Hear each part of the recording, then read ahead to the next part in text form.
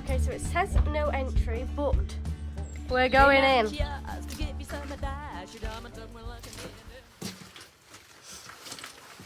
I'm bad enough on my balance anyway.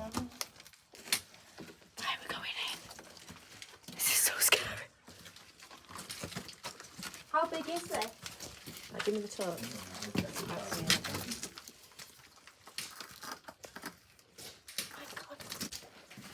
Well, that bit's up. It doesn't go anywhere, that piece. Threlquell Quarry and Mining Museum. They have a reconstructed mine, and it was very scary, very damp and very dark, and nobody has been down there since well before the lockdown, so we were the first in there. All this stuff here, you call that the deads, and that's a material which you don't want because there's no ore in it, but you don't want to spend money taking it out, so you stack it up, or you use it to make the tunnels or things like that. That, I would say, is barite. That's copper. So this is what they mined? Well, in different mines. They didn't mine anything in here, really, because we built this to demonstrate stuff. But that's barite. That's and they make barium meal out of that, you know, because it's what you call radio opaque. It stops radiation. Have to lean on something. You see the white mark there? Yeah. That's a survey mark. And Right. what you would do at one time, you would hang a plumb bob on that, and you would come from outside, and then you would need to survey the mine. Do you want me to tell you about how they surveyed? Yeah. Because if you go into the museum, into the room where the explosive stuff is, there's a miner's dial on a tripod. There's two of them, and if you look at them, the east and west are the wrong way round on them, deliberately. And one of the early survey methods, there's a mock-up of a tunnel. Have you been in there? No. Well, you need to go in there. There's a mock-up of a bit of a tunnel with a way to blast it, and on it there's a date. And what you would do, you would date the entrance to the mine when you started making it. Yeah. Because when you survey, you would use magnetic north quite often to start the survey. And magnetic north moves each year, you know. Yeah. And so you would need to put the date, so when you resurvey, you could go back to the original measurements. Right. Anyhow, so when you get to this first point, you put a mark there and you hang a plumb board on it. And you put the miner's dial underneath, and you take reverse bearings in effect. Right, okay. And so you need a very accurate representation of the mine in regards to the surface rather. I mean, later on you would use theodolites, and then you use lasers these days, Right, you know. okay. But it's vital that you know where the mine is in relation to the surface. Yeah.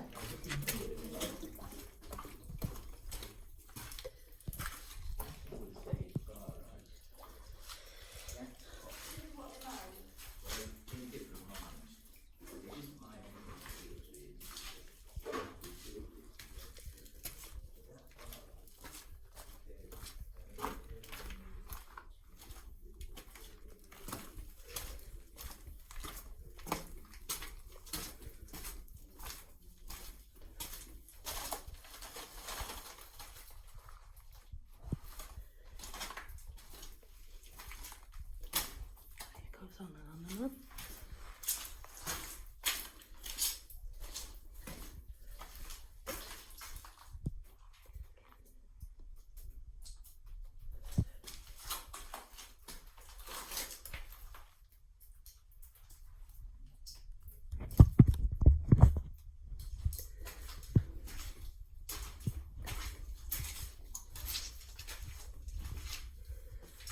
Then went to the museum and got a guided tour around, and it was so interesting. And what you would do, this is where you started drilling, so you put the date. Yeah. And when you got into the first point you wanted to survey to, you would put the plumb bob and you put that thing underneath it. Right, okay. And then you would take reverse bearings Yeah. of the entrance. And then when you went a bit further, you would take an entrance to that. Right. And you carry on doing that, so you can calculate where the mine is and everything. It's very important. And then later on you do theodolites, and now they use lasers. Yeah. But this is a firing pattern. Right. And I put that in. The middle hole is empty because what you do, it's all about money. Yeah. So you drill it. If you're in a hard rock mine, you might get away without bolting it or propping it. Right. And what you do, you drill one long hole and leave it empty, and then you drill the pattern round it. And when you fire that pattern, it expands into the empty hole like a plug and blows it out. So you go in deeper and cheaper. And then you can design the way you blast them that's on the wall there, the firing order. Yeah. So you can design it. And if you're lucky, you might get away in a hard rock tunnel without bolting it or propping it, because that saves your money. So you cut the tunnel to fit. Hello, so here we are at Crow, Quarry and Mining Museum. What we can see today, we've got quite a lot of plans, so let's get cracking. If you haven't already watched the previous episodes, make sure you go have a look and have a look at this one. I hope you enjoyed the video. Let's go have a look.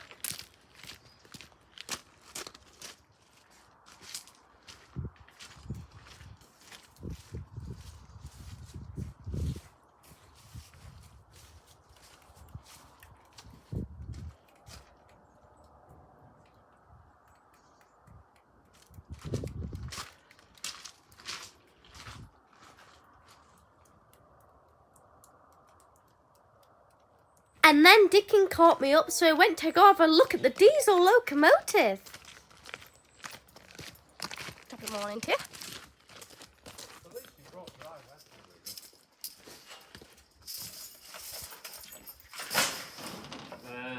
And then at some point we'll get you up on the engine as well. Oh, how excited are you about that? That sounds brilliant. Oh, super. Are you excited, face? I just feel the excitement from here. Oh, yeah. Well, if she doesn't, I'll go on.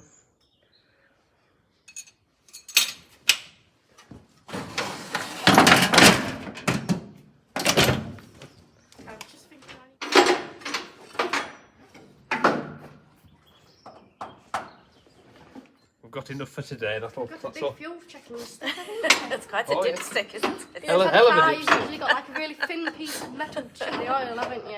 Oh yes, yeah, little bit for the oil and a big fat one. Who for needs fuel. computers when you've got that big piece of metal telling you how much fuel you've got and that? You just need And now, that. and But now it the works fuel better. cap is doing that wonderful thing because it's such a fine thread. It knows it's being watched, so it doesn't Yeah. go on right. So do you do this every morning then? Oh yes, yeah, because then you make sure it's. Oh, Bit of- what are you doing now? So that's the oil level for the air pump, which is this thing here, Oh, right, the okay. air compressor. Yep, so you make sure you've got your oil, your fuel, your water. The last thing you want to do is for the thing to break on you. Because at the end of the day, some twit's got to mend it, and that some twit's probably me. So,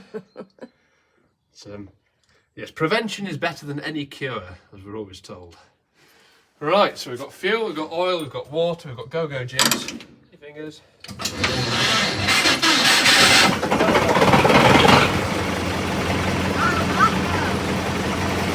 He sounds well. Oh, that. He sounds well. Oh, yes, I've had 50 horses wanting to do some work. Now starts first time, eh?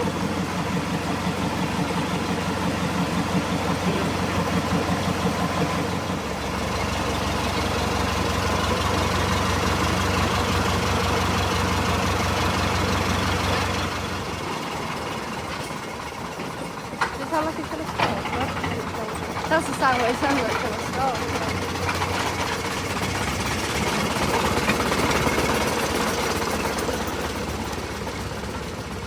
I bet it's going to go forward and then backwards.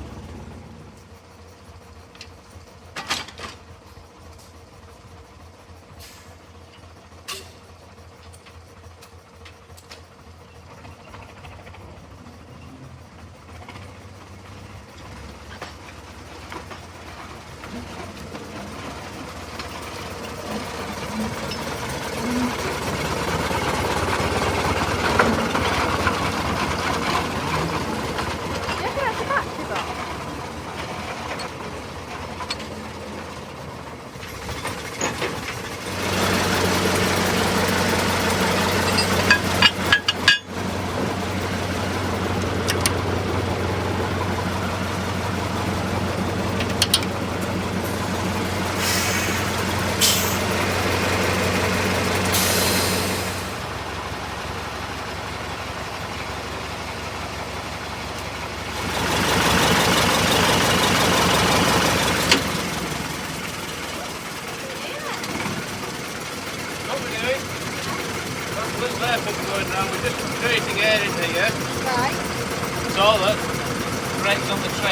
Don't you speed?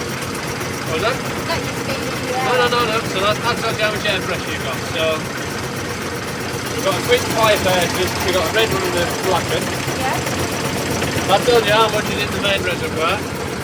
And the black one tells you how much you're applying. So at the minute, we're not applying anything. If I move the brake handle, if you've ever heard a clonk, that's the brakes going on. And you can release it. So we know they're happy, we know they work. We'll check the handbrakes off and then we'll go.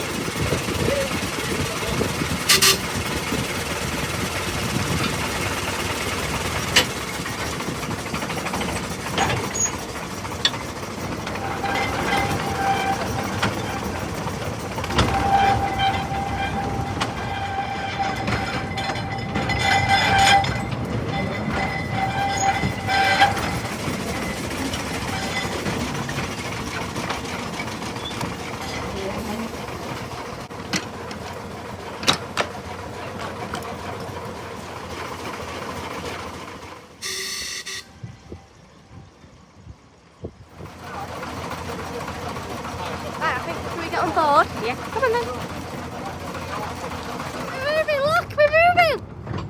We're off now, we're going at some speed, and we're off now going up the hill. Who's driving?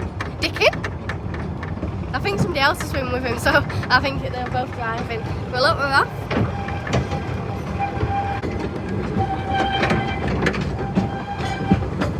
Remember when we were last on here as our Santa special? It was freezing, wasn't it? Can't remember if I had the same hat on even. No, I didn't, did I? Yeah, you have the beige one with the pom-pom thing on. Have you still got that? Yeah. I like this one better. There's one with my hats, you see, they can like stick up. I don't like that. I'm gonna have to put these on. Put them on. I got a bare stage one and it's getting worse, so I have to protect it.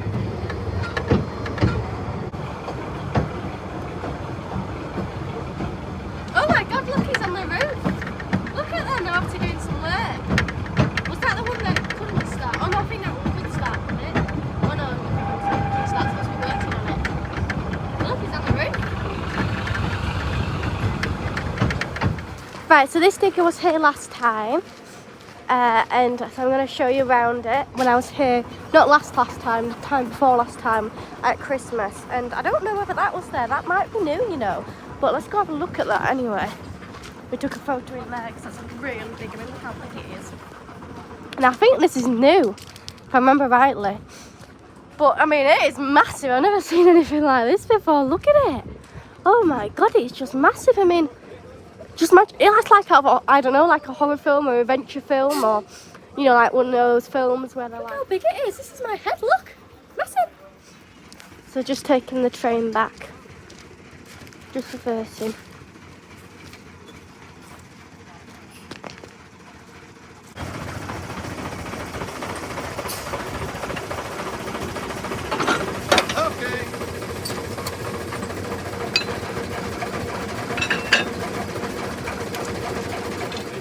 Go button.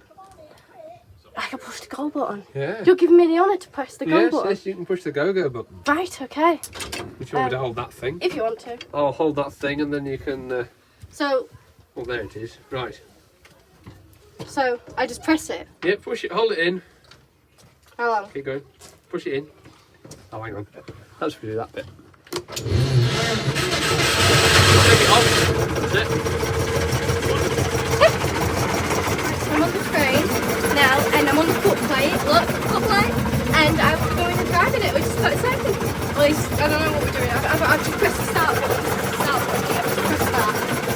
Got my earthings on because of, well, it's because I need them anyway, but just if my eardrums. Damn useless it's doing my life. But anyway, got it. And we're sat on the train, and I'm waiting for different there. Oh, Mother's here. Hello. Are you driving a train? What? Are you driving a train? Yeah, just press the button. I'm on the foot plate. What sandwiches have you got?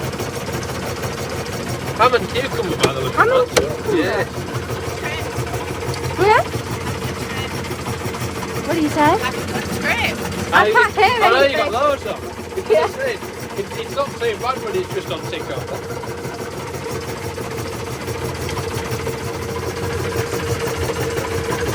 Right away. I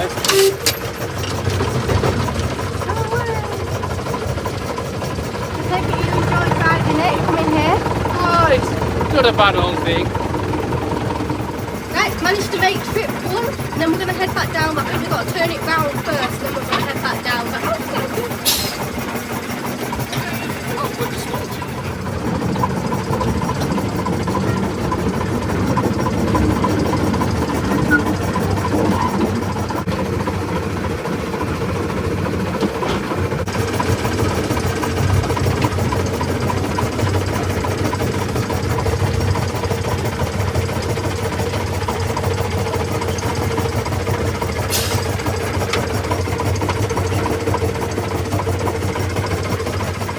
so now we're going to start heading back down, we're going backwards this time, so we've got a view, and check that the brakes are working, which is obviously complete, and we're going to head back down.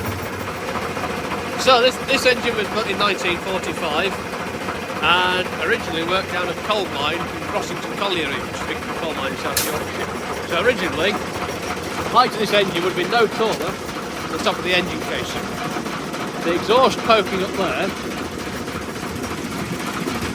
would have gone through a big metal box inside here called an exhaust conditioner, which would have taken out all the nasties, because no one really wants diesel fumes underground, but it would take out the real nasties and make it a bit cleaner. So it came here in about, I'm going to say about 2007-ish, but it gradually got rebuilt, and it had the cab put at this end, and quite a tall cab on it, so you can actually see where you were going, because it's all well and good having a mines loco, but when you're above ground you won't be able to see.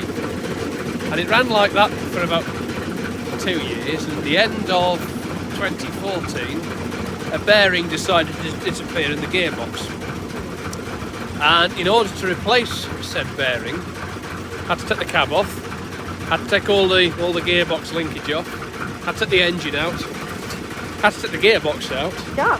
and in order to get the gearbox out, the front end had to... And there we go, we're back to where we started. Yeah. There, we've done it! We've gone on it, and we're back now. Ooh. We're back, look! What a great journey we had. That was really, really good. Really enjoyed that. It's great to see it working.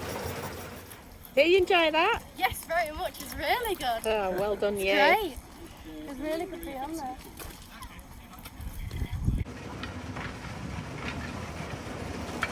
Oh, 454 million years old, give or take a week or so. Right, so we've come inside the carriage because it's a bit windy outside, but we're here with Joel, and he's going to tell us the story of the quarry. Yes. So do you know what this is? Granite? Yes. So this is hard Fraukeld granite. Right. This stuff isn't much good for polishing, like you might imagine. It's very hard, rough stuff. Oh. That's what I was talking about, the boat. Right, so do you know how old this is? Really, really, really, 50 really million, old. 50 million years old. Higher? 60. Higher? 70. Much higher. 80, 100. 360 million. 454 million years Oh, old. we're nearly there. Keep going. So this was discovered, you know, it would have been discovered millions of years ago, but in the 1860s, they were building the railway line from Penrith to Keswick, then on to Cockermouth, and they needed ballast to put under the rails to keep the rails in order.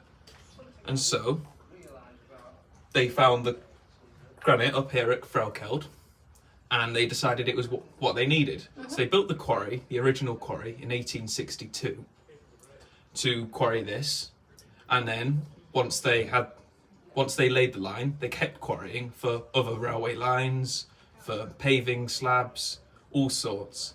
So it ran from 1862 right up until 1900, when they got themselves a proper railway. So before then it was just wagonways and cartways.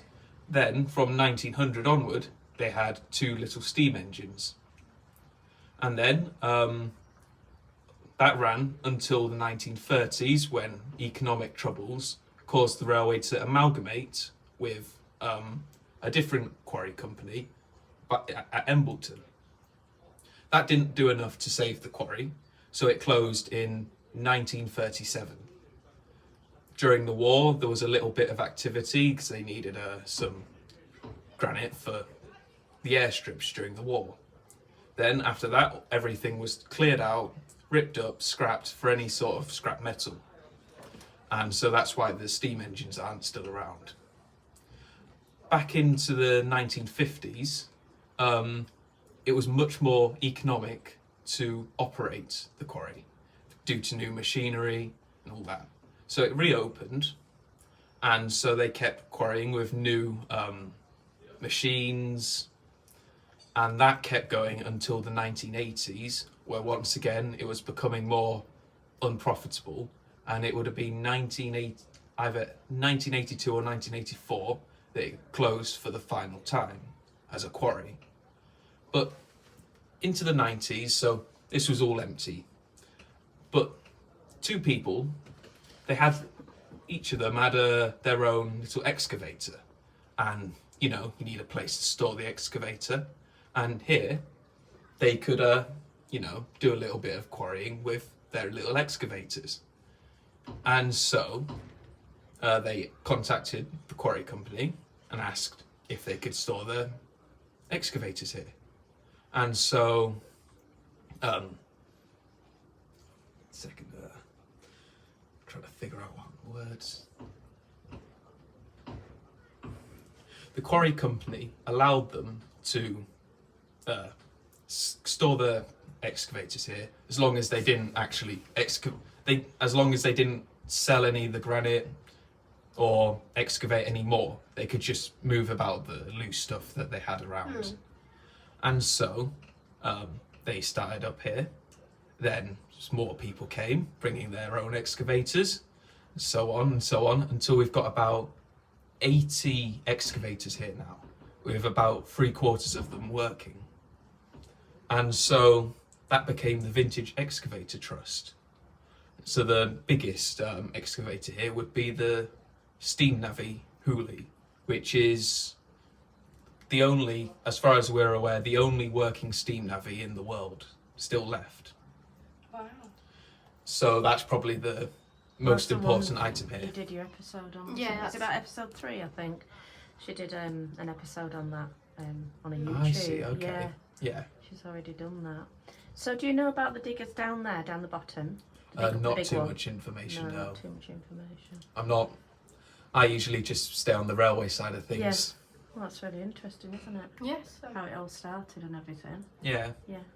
And then seeing as there was a railway here, and the men back then, like to play with trains, they relayed the line up into the quarry. Amazing. The original railway line would have never gone up there. No. It would have gone down the valley. Yeah. There's more quarries down there, Yeah. but it's easier just to run it up there.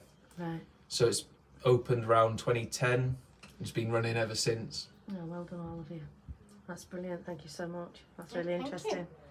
Yeah, and well done to you all. Yes, and thank you for telling us that. Thank you. There you go, another week at Threlquell Quarry and Mining Museum. And join us next week when Dickin tells us all about a boiler inspection and loads more going on. Thank you for watching. Bye! Came down to yours to give you some advice. Your dumb and took me looking me in